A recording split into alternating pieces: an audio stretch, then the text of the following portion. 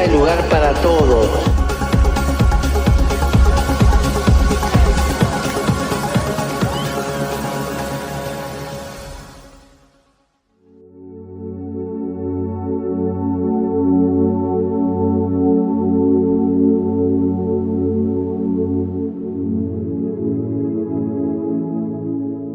Bom, estamos perante um documento muito importante.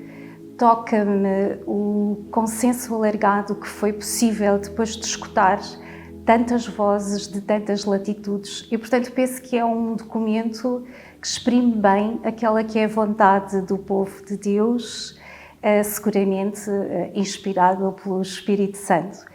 Do documento, eu gostaria de salientar duas dimensões que me tocaram especialmente. Uma delas, a necessidade de renovação espiritual e a outra, a conversão relacional. Porventura, não seriam dois temas que estávamos à espera, sobretudo, no fundo, este cuidado com as relações que estivesse ali explícito, mas, de facto, na minha perspectiva, estas duas dimensões, espiritualidade e relação, porventura, podem ser a chave do sucesso da implementação deste documento sinodal.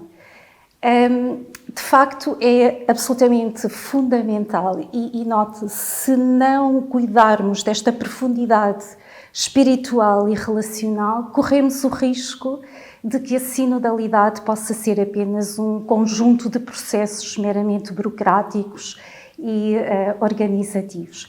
E, portanto, penso que é essencial que cada comunidade procure encontrar espaço para este crescimento espiritual de todos os seus membros. Obviamente é um trabalho que é contínuo, que exige formação, exige acompanhamento espiritual, mas exige, sobretudo, como nos diz o documento, uma conversão do coração. E aqui podemos olhar para a nova encíclica do Papa, que nos interpela a olhar para a centralidade do coração. De facto, aquele lugar onde se revela o nosso verdadeiro ser. E, portanto, na minha perspectiva, este tempo de implementação da sinodalidade é o tempo, sobretudo, de cada um de nós olhar para dentro, para o mais profundo do seu ser, para procurar quais são as suas sedes, para reconhecer onde é que as pode, no fundo, colmatar, nesta certeza que é Jesus que vem ao nosso encontro e procura-nos na nossa fragilidade, onde estamos, como somos. E, portanto, o grande segredo da sinodalidade, na minha perspectiva, é precisamente esvaziarmos-nos de nós. Esse tem que ser o primeiro passo. Temos que nos esvaziar das nossas certezas, dos nossos preconceitos, para podermos abrir o nosso coração às surpresas e maravilhas de Deus e aí estarmos abertos à opinião do outro e fazermos este caminho em conjunto. Depois, o outro conceito de que falei, que emerge neste documento, é esta necessidade de cuidarmos das relações na Igreja. E, de facto, faz sentido. Numa Igreja que se apresenta tantas vezes de uma forma distante, fria, formal, é muito importante cuidarmos das relações, desde logo da nossa relação com Deus, mas também das relações dentro dos próprios elementos da Igreja e, naturalmente, fazendo pontes para o mundo. Como fazer isso? Bom, nós temos um grande líder, Jesus Cristo, que nos mostra exatamente qual é que é o rosto divino do nosso Deus. Um Deus amor, que é proximidade, é ternura, é compaixão.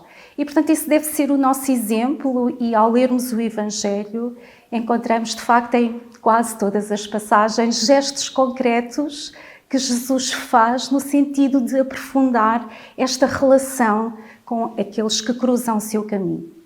E penso que este tem também que ser o nosso caminho. Não termos medo dos gestos, e deixo aqui alguns gestos que me parecem particularmente importantes.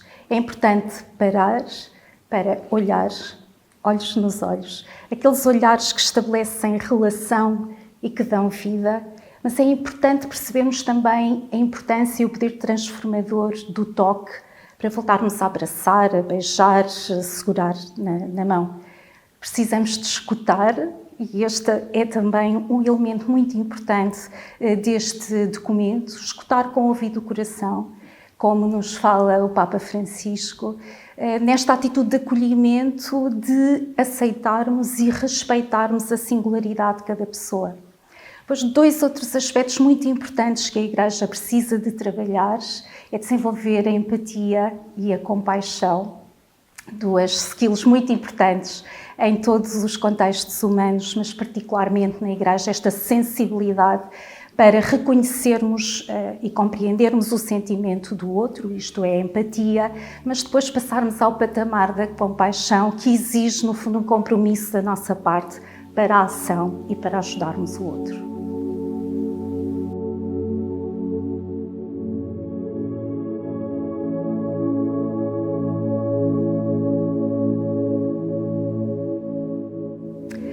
Sinto que agora vamos entrar na fase mais complexa e mais desafiante. A fase da implementação do que ficou decidido, a implementação na prática concreta das comunidades. Eu penso que todos nós temos esta noção que a Igreja tem um trabalho imenso em todo o mundo, faz muito bem à humanidade e, portanto, não podemos interromper este trabalho que está em curso. E, portanto, o que é exigido à Igreja é exatamente fazer este trabalho de implementação das conclusões do Sínodo em simultâneo com todo o seu trabalho já em curso. Há dias ouvi uma expressão muito interessante que é mais ou menos como mudar as 4 rodas de um carro com o carro em andamento. E, por outro lado, nós conhecemos bem a realidade atual da nossa Igreja portuguesa, uma Igreja com poucos recursos, com clero envelhecido, em número reduzido. E, portanto, eu penso que temos aqui, de facto, um desafio que é enorme. Sabemos que há algumas resistências, mas mesmo pensando nas nossas hierarquias que estão profundamente alinhadas com o Papa Francisco e com este espírito sinodal, acredito que mesmo estes líderes têm, de facto, dificuldades em definir qual é a melhor forma de implementar. E, portanto, penso que, neste contexto, todos somos poucos.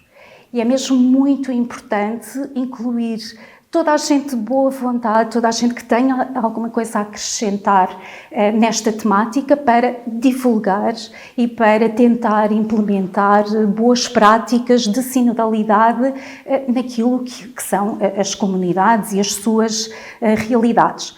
Eu penso que esta é, no fundo, a missão a que se propõe a rede sinodal, enfim, com várias pessoas com experiência em áreas distintas e, portanto, que tem este grande objetivo de incentivar, antes de mais, divulgar boas práticas e, de alguma forma, contribuir para esta implementação.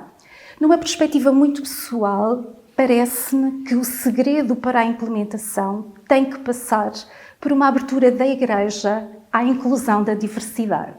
A Igreja não pode ter medo da diversidade. Não podem ser sempre as mesmas pessoas, nos mesmos lugares, a fazer as coisas da mesma forma, que vamos esperar que alguma coisa mude. A evidência científica tem mostrado em contextos diversos de organizações que a diversidade, e aqui falo em termos de género, de raça, de idade, de pensamento, de estado de vida, as diversas formas de diversidade estão associadas a uma melhor performance em termos de eficácia e inovação. Acredito muito que em Igreja não seria diferente. Por outro lado, o mundo em que vivemos é hoje muito complexo, ninguém sabe tudo sobre tudo e, portanto, é fundamental integrar aqui vários saberes, várias competências, no fundo, para ajudar a Igreja a caminhar. E parece-me crítico que a Igreja tenha a coragem de incluir leigos com perfis específicos e diferenciados que possam, de alguma forma, trazer aqui também um critério de exigência e qualidade à nossa Igreja. Penso que, enfim, enquanto leiga, enquanto participante em muitas atividades, penso que a Igreja precisa cada vez mais de confiar também nos leigos e confiar na maturidade da sua fé. Penso que hoje em dia é um contexto que já merecemos essa confiança.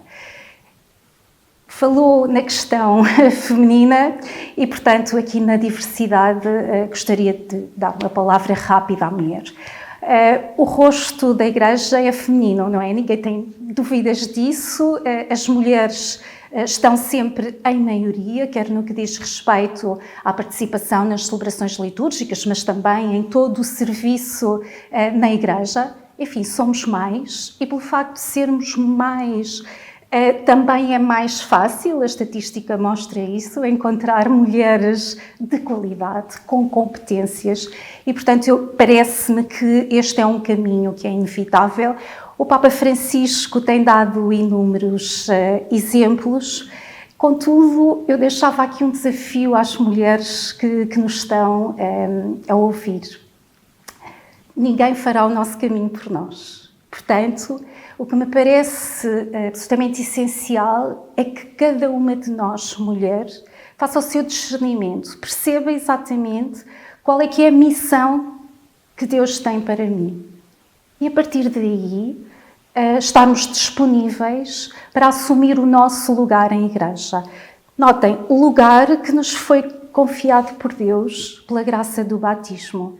E, portanto, não ficarmos demasiadamente presas a papéis que nos são conferidos por alguém. Não. O nosso lugar é-nos conferido por Deus pela graça do batismo. E depois estarmos disponíveis para colocar os dons que recebemos no feminino ao serviço da Igreja. E vou apenas citar alguns que são óbvios, como a capacidade de doação, do cuidado, da ternura, da compaixão, mas também da criatividade, da inovação, uma espiritualidade que é necessariamente diferente, uma capacidade de comunicação mais positiva, menos agressiva, e, portanto, penso que estes dons ao serviço da Igreja poderão ser uma graça e poderão ajudar a construir esta nova forma de ser Igreja que tanto ambicionamos.